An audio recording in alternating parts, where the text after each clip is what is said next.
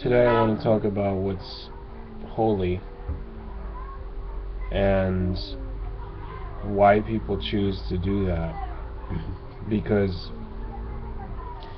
they want to connect with a tradition. Where do these traditions come from? All throughout history, people have looked for ways to sanctify and codify what they're doing as groups. So this is not individualistic. That's why a lot of people don't choose it, because if you're on an individualistic path, you probably will not go into something that's religious or holy, because you get the sense that it comes from the group and that it can be controlled now by whoever is at the core or the top of that present version of the group. Like, just for example, like one of the biggest ones would be like the Vatican. And the Vatican is the Roman Catholic organization, the so-called Church, the Catholic Church. It was started a long time ago. I mean, a bunch of individualistic guys were running around with Jesus Christ, Yeshua,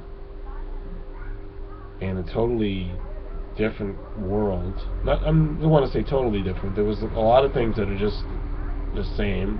Things never change on the planet Earth until we're ready to force it, to really focus on change.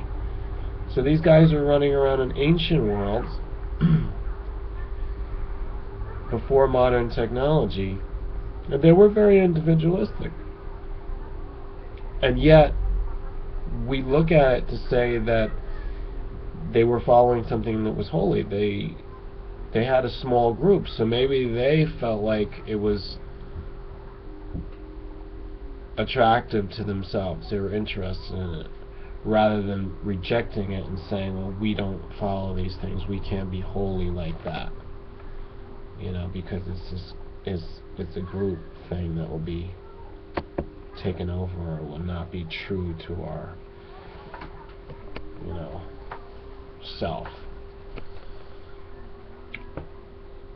So there's many reasons for doing this, and I'm not telling anybody to do either way.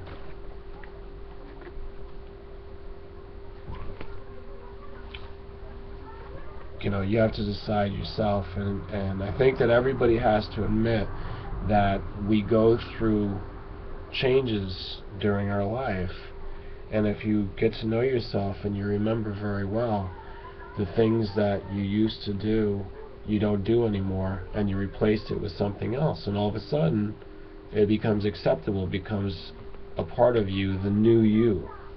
So these are phases.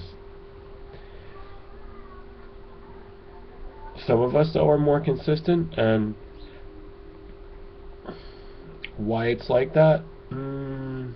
Just because of karma. If you live long enough, though, you go into all these modes. One is where you're going through phases quicker, and the other mode is where you're staying the same for decades.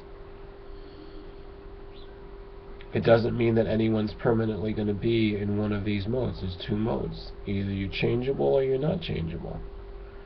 Then there's another mode, which is someone who's creating something totally new, that will be like a leader that brings everybody else to follow in those things. If enough really radical, individualistic humans gravitate around someone, and it's usually called charisma, or it's called an innovator, generating something new, something fresh and exciting. If that happens, then it's the start of a holy tradition. So that's it. It's total logic, totally reasonable way of looking at things. And if it's not your cup of tea, then you don't do it. But if it is, it becomes part of your world, part of your practice, part of your culture that you belong to, part of the group that you joined, and it becomes your lifestyle. So be it. Thanks for listening. Give me some feedback if you want to try to convert anybody, or just at least, reveal whatever you do. You want to promote it. I don't mind. Add it here as a comment.